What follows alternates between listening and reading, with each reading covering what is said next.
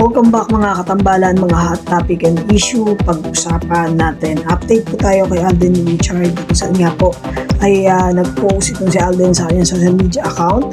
At ito nga po ay ang Ribisco Rocker. Makikita nga po doon na napakagwapo na isang Alden Richard doon sa mga photo na inilabas ng Ribisco Rockers. At sa caption nga po ng post itong si Alden ay ngayong Pasko, sobra ang regalo ko sa inyo gaya ng Ribisco Rocker na may sobrang laki, dami, sarap, feeling everyday Christmas basta kasama ang paborito kong rocker. Kung saan nga po ay nag-enjoy itong si Alden sa pagkain ng napakasarap na Ribisco Rocker. Samantalang isa nga po sa naging post pa nitong si Alden sa kanyang social media account ay ang naganap na launch ng Big Tiger kung saan nga po ay katuwang ang kumpanya nito si Alden na Myriad.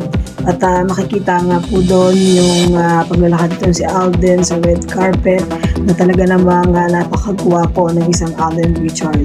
At may ilang mga photo din na isinare itong si Alden. May caption pa nga po doon na love this incredible human, thanks for the beautiful time. Isa pa nga po sa naging post itong si Alden ay ang napaka-cute na pagpapakain nga po nitong si Alden ng aso.